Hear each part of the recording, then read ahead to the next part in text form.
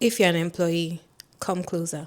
There are three things you can do to predict your performance review, all things being equal. The first step is clarity. It is one thing to have KPIs, it's another thing to be crystal clear about what success looks like to the people that are assessing you. In my experience, this process will differ company by company.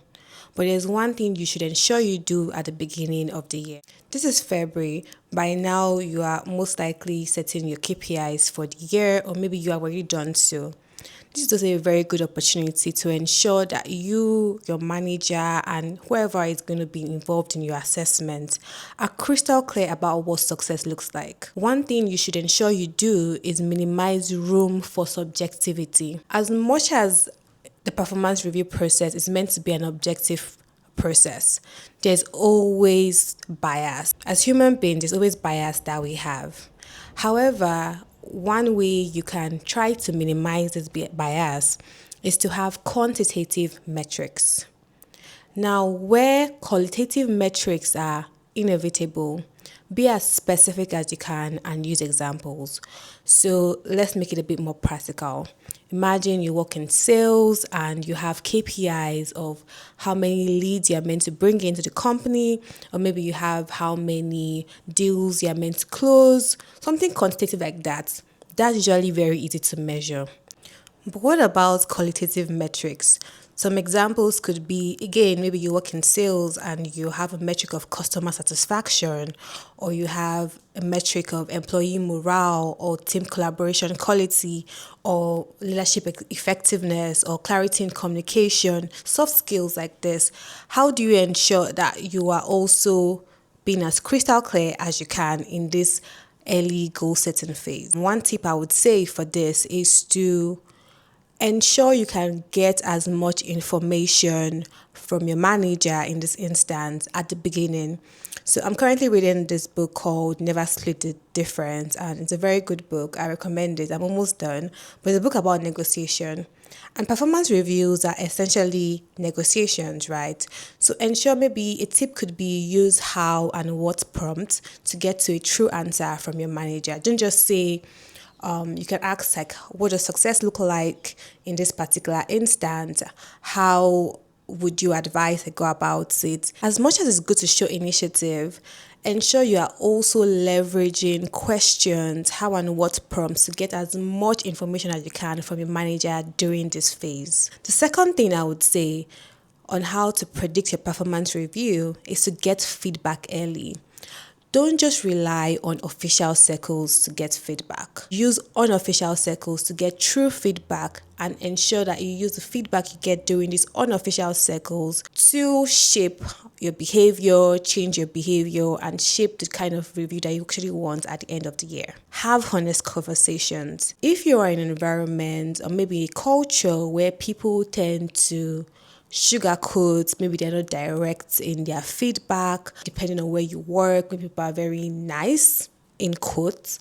I say nice in quotes because it could be where a situation where they don't give you the true feedback, but when it's time for an official review, that's when all truth comes out. So what you can do in this instance is maybe force a no. So what does that mean? Instead of asking, am I doing well?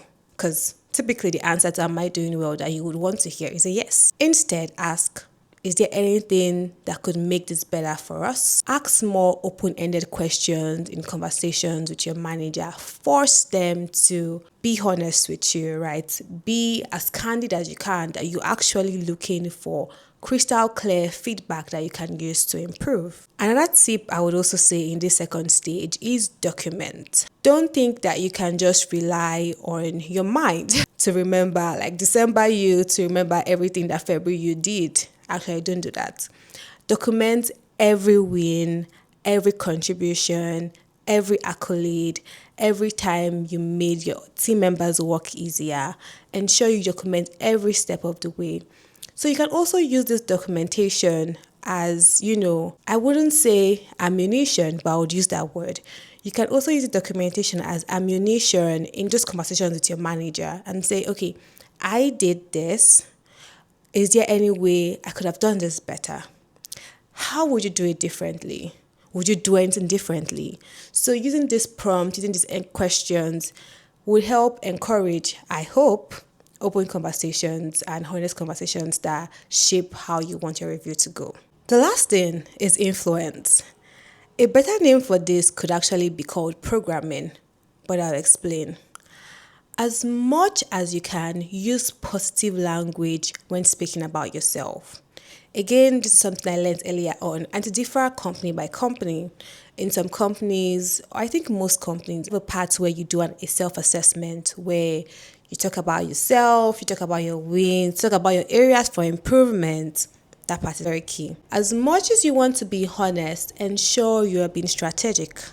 So what this means is even when you're framing your improvements or framing your areas for development, ensure you use positive language. Ensure you use language that shows growth. Ensure you use language that shows progress or even plans that you have made or that you are making to improve on that particular area. Don't use derogatory or self-sabotaging language when talking about yourself. And in this part of influence as well, an example I would give, research showed that, let's say you got feedback that you should be more collaborative. If during the year or during your conversations, you just sprinkle more collaborative language without actually changing any behavior, it has shown that people will think of you as being more collaborative than you actually are. That's an example, right? But obviously also do the actual behavioral change. Another example could be in your conversations with other members of the team or even your skip level managers, ensuring that you are using positive language with all these other members of the team about your work, right? That also goes a long way. One thing I'll always say in the workplace is that it's a game of perception. It's a game of perception. As much as you should get the work done, put in the hard work, actually have deliverables to show you're working, ensure that you are playing the game of language and perception. That's it from me today. Don't forget to like, comment, subscribe if you're not subscribed already. Let me know what other videos you would like to see from me concerning career, finance, and life in general. And see you in my next video. Thank you.